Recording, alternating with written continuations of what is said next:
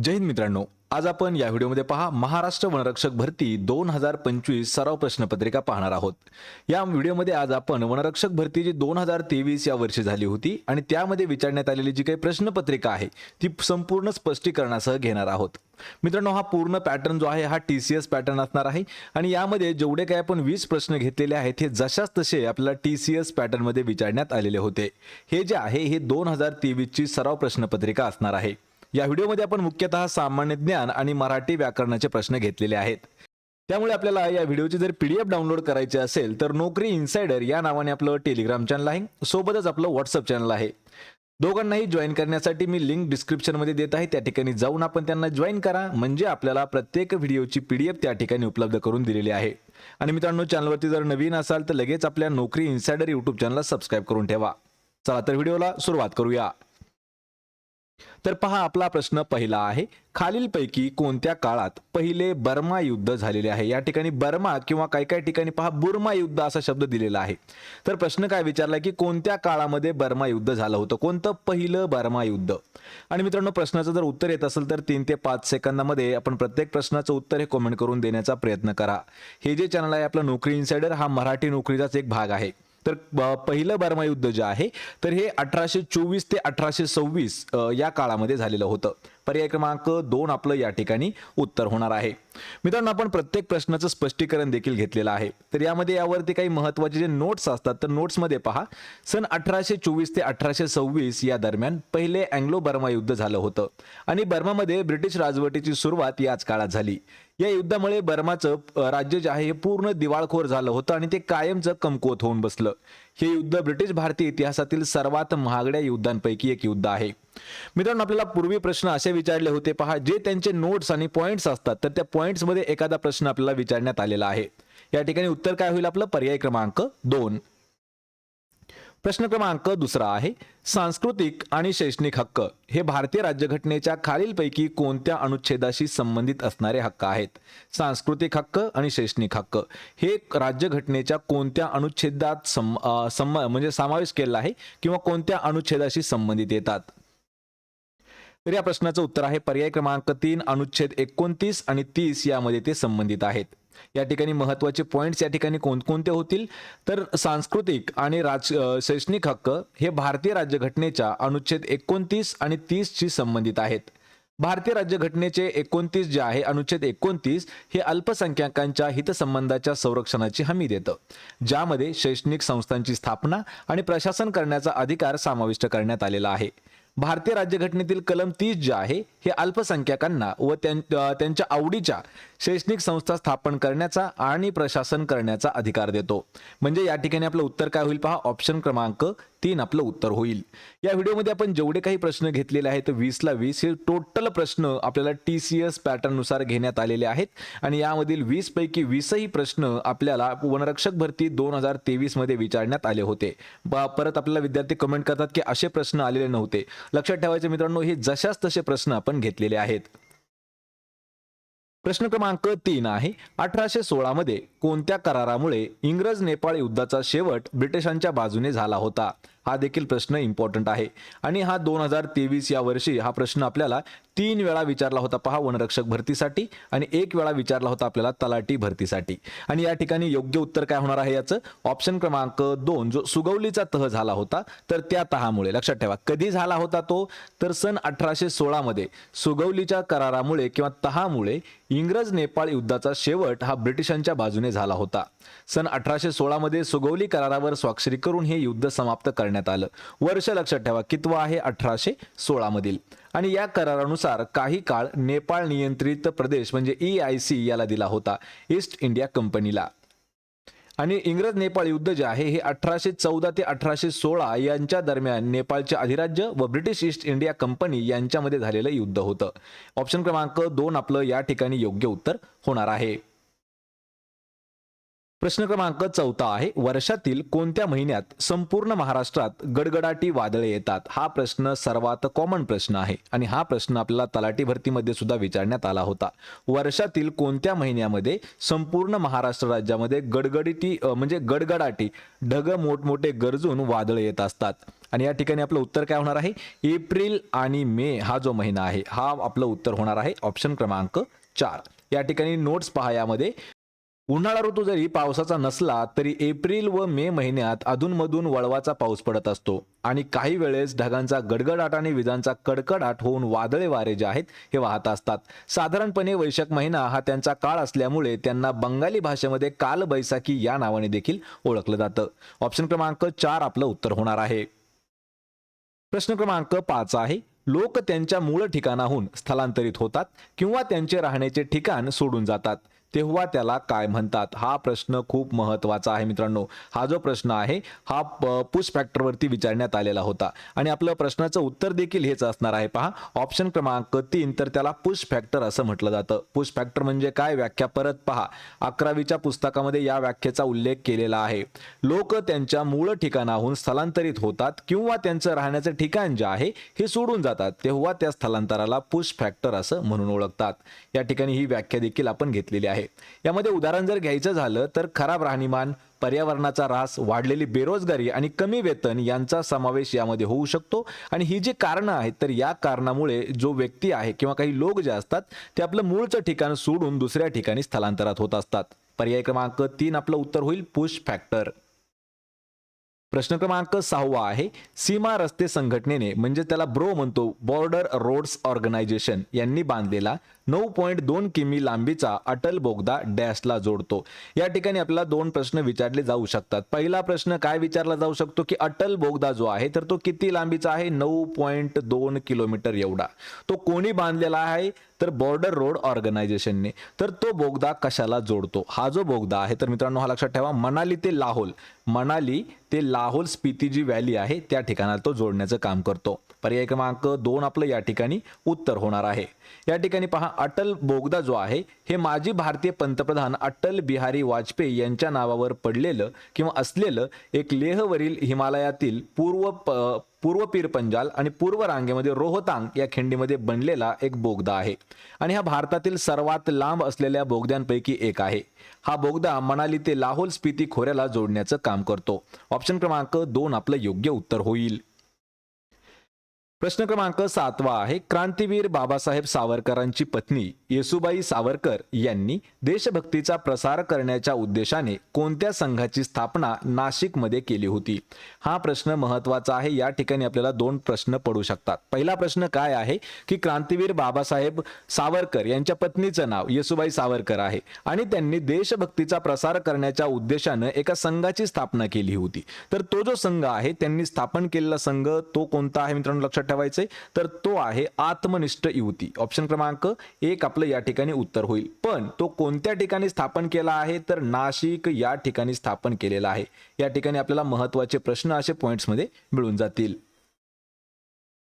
तर पहा प्रश्न यानंतरचा आहे, खालीलपैकी कोणत्या प्रकारचे वाघ सुंदरबनमध्ये आढळत असून ते केवळ खारफुटीच्या जंगलात राहणाऱ्या वाघांची संख्या दर्शवतात? या ठिकाणी सर्वात सोपा प्रश्न आहे. सुंदरबनमध्ये कोणत्या प्रकारचे वाघ आढळतात आणि हे जे आहेत हे फक्त खारफुटी जंगलात राहणाऱ्या वाघांची संख्या दर्शवतात. तर त्या ठिकाणी आढळणारे जे वाघ आहेत त्यांना ऑप्शन क्रमांक 1 तर रॉयल बेंगाल म्हणजेच भारतीय वाघ म्हणून ओळखलं जातं. लक्षात ठेवा, भारतीय म्हणजेच काय तर रॉयल बेंगॉल हे जे वाघ आहेत हे सुंदरबन मध्ये आढळत असून ते केवळ खारफुटीच्या जंगलात राहणाऱ्या वाघांची संख्या दर्शवतात. वाघ जो आहे तो मांजर कुळातील प्राणी असून भारताचा राष्ट्रीय प्राणी देखील आहे. पहा वाघ. वाघाची लांबी सर्वसाधारण 6 ते 7 फूट एवढी असते व त्यांचं वजन जे आहे ते 100 ते 200 किलो पर्यंत असू शकतं. भारतीय वाघ ही सर्वात मोठी संख्या असलेली एक उपप्रजाती आहे. ऑप्शन क्रमांक 1 आपलं या ठिकाणी योग्य उत्तर होईल. प्रश्न क्रमांक 9 आहे, महाराष्ट्र प्रदूषण नियंत्रण मंडळाची स्थापना खालीलपैकी कोणत्या वर्षी करण्यात आलेली आहे? महाराष्ट्र प्रदूषण नियंत्रण मंडळ याची जी स्थापना आहे ही करण्यात आली आहे 7 सप्टेंबर 1970. ऑप्शन क्रमांक 2 आपलं या ठिकाणी योग्य उत्तर होईल. पहा, महाराष्ट्र जलप्रदूषण प्रतिबंध अधिनियम 1969च्या तरतुदीनुसार 7 सप्टेंबर 1970 रोजी महाराष्ट्र प्रदूषण नियंत्रण मंडळ जे आहे याची स्थापना करण्यात आली होती आणि महाराष्ट्र प्रदूषण नियंत्रण मंडळ हे महाराष्ट्र राज्यामध्ये प्रदूषण नियंत्रणाचं काम करतं. तारीख लक्षात ठेवा, 7 सप्टेंबर 1970 या काळामध्ये ती झालेली आहे. ऑप्शन क्रमांक 2 आपलं या ठिकाणी योग्य उत्तर होईल. प्रश्न क्रमांक 10 आहे, बृहदेश्वर किंवा राजराजेश्वरम हे मंदिर डॅश बांधलेल्या द्राविड वास्तुकलेचं एक उदाहरण आहे. तर हे जे मंदिर आहे हे कोणत्या काळामध्ये बांधलेलं एक द्राविड वास्तुकलेचं उदाहरण आहे. कोणतं मंदिर आहे त्याला बृहदेश्वर म्हटलं जातं किंवा राजराजेश्वरम मंदिर त्याला म्हणून ओळखतात. आणि हे जे मंदिर आहे हे बांधलेलं आहे चोळ काळामध्ये. ऑप्शन क्रमांक 1 आपलं या ठिकाणी योग्य उत्तर होईल. पहा, बृहदेश्वर किंवा राजराजेश्वर हे जे मंदिर आहे हे चोळ काळामध्ये बांधलेल्या द्राविड वास्तुकलेचं एक उदाहरण आहे. बृहदेश्वर मंदिर हे तंजावर म्हणजे तामिळनाडूमध्ये कावेरी नदीच्या दक्षिण स्थिरावर स्थित असलेलं भगवान शिवाला समर्पित केलेलं द्राविड शैलीतील एक हिंदू मंदिर आहे. कोणत्या राज्यामध्ये आहे असा आपल्याला प्रश्न विचारला जाऊ शकतो, तर तामिळनाडू राज्यामध्ये आहे. ठिकाण जर विचारलं आपल्याला तर ठिकाण त्याचं आहे पहा तंजावूर ठिकाण. पर्याय क्रमांक 1 आपलं या ठिकाणी उत्तर होणार आहे. प्रश्न क्रमांक 11 आहे, भारतात पहिली जनगणना कोणत्या वर्षी करण्यात आली होती? पहा, भारतातील सर्वात पहिली जनगणना जी आहे ही करण्यात आली होती. पर्याय क्रमांक 4 तर 1872 या काळामध्ये. हा प्रश्न आपण जशाच तसा मित्रांनो कम्युनिटीमध्ये पोस्ट केला होता, तर त्या ठिकाणी 1972 असं उत्तर खूप लोकांनी दिलं आहे. खूप म्हणजे जवळपास 42% लोक होते की त्यांनी 1972 सांगितलं. लक्षात ठेवा, प्रश्न वाचताना नीट वाचत जा. 1872 आपलं योग्य उत्तर असणार आहे. आणि भारतामध्ये जी जनगणना आहे तर ही दर 10 वर्षानंतर केलं जातं. आणि शेवटची जी झाली आहे तर ती झाली होती पहा 2011 या वर्षी. 2021 ला जी होणार होती ती कोविडमुळे लांबण्यात आली होती आणि सध्या सुरू आहे 2025. तरीही अजून 2011 नंतर जनगणना झालेली नाही. सर्वात पहिली झाली 1872 मध्ये. या ठिकाणी भारतात ब्रिटिश राजवटीमध्ये 1872 मध्ये पहिली जनगणना सुरू करण्यात आली होती. सन 1931 पर्यंतच्या ज्या वेळी इंग्रजांनी भारताची जनगणना केली त्यामध्ये जाती संदर्भातील माहिती नोंद करण्यात आली होती. आणि भारतामध्ये 1872 मध्ये गव्हर्नर जनरल जो लॉर्ड मियो होता यांच्या कारकिर्दीमध्ये ही जनगणना करण्यात आली होती. वर्ष कोणतं आहे पहा 1872 वर्ष. ऑप्शन क्रमांक 4 आपलं या ठिकाणी उत्तर होईल. प्रश्न क्रमांक 12 आहे, खालीलपैकी कोणता वायू पाण्यातील ऑक्सिजनचा क्षय करण्यास सर्वात अधिक कारणीभूत ठरतो? पहा, पाण्यातील काय विचारले की पाण्यातील ऑक्सिजनचा क्षय करण्यास कारणीभूत असणारा वायू कोणता आहे? आणि तो जो वायू आहे तो आहे ऑप्शन क्रमांक 1 तर नायट्रोजन वायू. पर्याय 1 आपलं योग्य उत्तर होईल. प्रश्न क्रमांक 13 आहे, खालीलपैकी कोणत्या समाज सुधारकाने भूदान चळवळ सुरू केली होती? पहा, भूदान चळवळी संबंधित कोणता समाज सुधारक जोडला जातो किंवा भूदान चळवळ जी आहे ही कोणी सुरू केली होती? तर ही चळवळ सुरू केलेली आहे विनोबा भावे यांनी. पर्याय क्रमांक 2 आपलं उत्तर होणार आहे. तर भूदान चळवळ जी आहे ही एप्रिल 1951 मध्ये महात्मा गांधी यांचे शिष्य विनोबा भावे यांनी सुरू केली होती. कधी? वर्ष लक्षात ठेवा, एप्रिल 1951 मध्ये. आणि याची सुरुवात ही तेलंगणाच्या पोचमपल्ली या ठिकाणाहून करण्यात आली होती. भूदान चळवळीला रक्तहीन क्रांती म्हणून ओळखलं जातं. आणि सुरुवात कोणी केली होती? तर पर्याय क्रमांक 2 विनोबा भावे यांनी. लक्षात ठेवा, अजून एक प्रश्न आपल्याला विचारण्यात आला होता पहा पोलीस भरतीमध्ये. तर प्रश्न असा विचारला होता की रक्तहीन क्रांती म्हणून कशाला ओळखलं जातं? तर जी भूदान चळवळ झाली त्याच चळवळीला रक्तहीन क्रांती म्हणून ओळखतात. ऑप्शन क्रमांक 2 आपलं उत्तर होईल. प्रश्न क्रमांक 14 आहे, महाराष्ट्रातील कोणते शहर गोदावरी नदीच्या काठावरती वसलेलं आहे? यामध्ये अकोला, नाशिक, अमरावती आणि अहिल्यानगर. तर यापैकी असं कोणतं शहर आहे जे गोदावरी नदीच्या काठावरती वसलेलं आहे?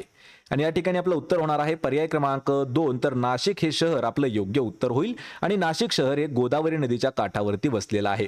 मित्रांनो, आपण एक व्हिडिओ बनवलेला आहे. त्या व्हिडिओमध्ये जेवढे काही महत्त्वाची शहरं आहेत आणि ती शहरं कोणत्या नदीच्या तीरावरती वसलेली आहेत तर त्यावर देखील आपण एक व्हिडिओ घेतलेला आहे. त्याची देखील लिंक मी तुम्हाला डिस्क्रिप्शनमध्ये दिलेली आहे. तर गोदावरी नदीच्या काठावरती नाशिक शहर आहे. ऑप्शन 2 आपलं उत्तर होईल. प्रश्न 15 आहे, 1840च्या दशकात मुंबईत मूर्तिपूजा आणि जाती व्यवस्थेची लढा देण्याच्या उद्देशाने खालीलपैकी कोणत्या धार्मिक सुधारणेला सुरुवात करण्यात आली होती? हा प्रश्न खूप महत्त्वाचा आहे. 2023 मध्ये हा प्रश्न जशाच तसा विचारला होता आणि या प्रश्नाचं जवळपास 72% लोकांनी उत्तर जे आहे हे चुकीचं दिलं होतं. 1840च्या दशकामध्ये कोणत्या ठिकाणी? मुंबई या ठिकाणी मूर्तिपूजा आणि जाती व्यवस्थेशी लढा देण्याच्या उद्देशाने एक धार्मिक सुधारणा सुरू झाली होती, चळवळ सुरू झाली होती. तर ती जी आहे तिला म्हटलं जातं परमहंस मंडळी. पर्याय क्रमांक 4 आपलं या ठिकाणी योग्य उत्तर होणार आहे. पहा, सन 1840 ठिकाण आहे मुंबई आणि मुंबईमध्ये मूर्तीपूजा आणि जाती व्यवस्थेशी लढा देण्याच्या उद्देशाने परमहंस मंडळी या धार्मिक सुधारणेला सुरुवात झाली होती. परमहंस मंडळी हा एक गुप्त सामाजिक धार्मिक गट होता जो 1849 मध्ये मुंबई या ठिकाणी स्थापन झाला आणि याची सुरुवात दुर्गाराम मेहताजी, दादोबा पांडुरंग तरखडकर आणि त्यांच्या मित्राच्या गटाने केली होती. पर्याय 4 आपलं या ठिकाणी उत्तर होईल. प्रश्न क्रमांक 16 आहे, श्रावण मासी हर्ष मानसी हिरवळ दाटे चोहीकडे या काव्यपंक्तीमधील हर्ष या शब्दाचा समानार्थी शब्द आपल्याला ओळखायचा आहे. या व्हिडिओमध्ये आपण 16 ते 20 हे जे 5 प्रश्न आहेत ते पूर्णपणे मराठी व्याकरणावरती घेतलेले आहेत. प्रश्न परत एक वेळा पहा. श्रावण मासी हर्ष मानसी हिरवळ दाटे चोहीकडे या वाक्यामधील काय विचारले की हर्ष या शब्दाचा समानार्थी शब्द काय होईल? तर उत्तर असणार आहे आपलं पर्याय क्रमांक 2, तर आनंद ह्या त्याचा समानार्थी शब्द होईल. पहा, हर्षाचे समानार्थी शब्द आनंद, उत्साह, मेद आणि संतोष. यानंतर दुःख शब्द आहे. दुःखासाठी काय वापरला आहे? यातना, सल, कळ आणि वेदना. यानंतर विस्मय शब्द आहे. विस्मय आणि अचंबा एकच शब्द आहे. पहा, समानार्थी शब्द. आश्चर्य, नवल आणि अचिर हे महत्वाचे समानार्थी शब्द आहेत. आणि अशाच पद्धतीचे आपल्याला 200 पेक्षा जास्त जर समानार्थी शब्द पाहायचे असतील तर त्यासाठी आपण एक व्हिडिओ बनवलेला आहे. त्याची लिंक देखील मी तुम्हाला डिस्क्रिप्शन मध्ये दिलेली आहे. पर्याय क्रमांक 2 आपलं या ठिकाणी योग्य उत्तर होईल. यानंतरचा प्रश्न आहे, खालीलपैकी प्रमाण लेखनानुसार अचूक शब्द आपल्याला ओळखायचा आहे. पहा, प्रमाण लेखन, लेखनानुसार बरोबर असलेला शब्द जो कोणता आहे तर तो आहे पर्याय क्रमांक 1, तर आशीर्वाद हा जो शब्द आहे हा अशा पद्धतीने लिहिला जातो. हे ज्या 3 पद्धती आहेत त्या चुकीच्या पद्धती आहेत आणि हा शब्द योग्य उत्तर असणार आहे पर्याय क्रमांक 1. प्रश्न क्रमांक 18 आहे, कळीचा नारद या वाक्प्रचाराचा अर्थ खालीलपैकी कोणता आहे? पहा, कळीचा नारद हे जे वाक्प्रचार आहे याचा अर्थ काय होतो?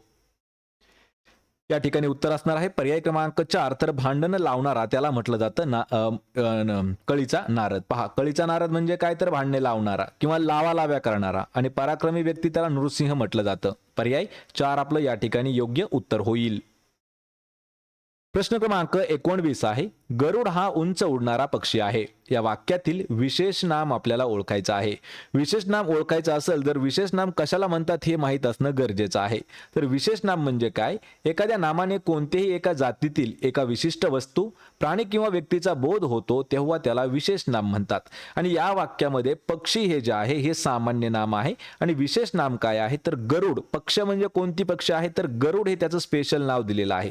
म्हणजेच ऑप्शन क्रमांक 3 आपलं या ठिकाणी योग्य उत्तर होणार आहे गरुड. या ठिकाणी पहा, हे जे पक्षी आहे हे सामान्य नाम आहे आणि त्यातील गरुड एक विशिष्ट जातीचा पक्षी आहे म्हणून याला विशेष नाम आहे. पहा, गरुड. प्रश्न 20 आहे, उंटांचा डॅश वाळवंटातून जात होता. या वाक्यातील रिकाम्या जागी कोणता शब्द योग्य असेल? तर या ठिकाणी आपल्याला काय दाखवलं आहे? समूह दर्शक. पहा, या ठिकाणी एक समूह दाखवलाय. कशाचा? उंटांचा. काय असतो? तर उंटांचा असतो पहा तांडा. म्हणजेच वाक्य काय होणार आहे आपलं? उंटांचा तांडा वाळवंटातून जात होता. हे आपलं योग्य वाक्य असणार आहे. यामध्ये अजून आपण काही महत्वाचे समूहदर्शक शब्द घेतलेले आहेत. त्यामध्ये माणसांचा काय असतो? जमाव असतो, मेळावा असतो, समाज असतो. पाण्याचा काय असतो? तर पाण्याचा लोंढा असतो. जहाजांचा काफिला असतो. चोरांची टोळी असते. नोटांचे पुडके असतात तर गुरांचा कळप असतो. ऑप्शन क्रमांक 1 आपलं या ठिकाणी योग्य उत्तर होणार आहे. तर मित्रांनो, हे होते महत्त्वाचे 25 प्रश्न जे आपल्याला वनरक्षक भरती 2023 मध्ये विचारण्यात आले होते. म्हणजे हा व्हिडिओ घेण्याचा एवढाच उद्देश आहे की TCS पॅटर्न जो आहे तो कशा पद्धतीने प्रश्न आपल्याला विचारतो त्यासाठी आपण हे व्हिडिओ घेतलेले आहेत. फक्त आणि फक्त सरावासाठी घेत आहोत. व्हिडिओ जर आवडला तर व्हिडिओला आपल्या लाईक करा, मित्रांमध्ये व्हिडिओ शेअर करा आणि आपल्या नोकरी इनसाइडर या YouTube चॅनलला सबस्क्राइब करायला विसरू नका. आपण भेटूया पुढच्या एका अशाच नवीन व्हिडिओमध्ये. तोपर्यंत जय हिंद, जय महाराष्ट्र. आणि मित्रांनो, प्रत्येक व्हिडिओची PDF आपण इझिली डाउनलोड करू शकता. त्यासाठी आपलं टेलिग्राम चॅनल आहे, त्याची देखील लिंक मी तुम्हाला डिस्क्रिप्शन मध्ये देत आहे.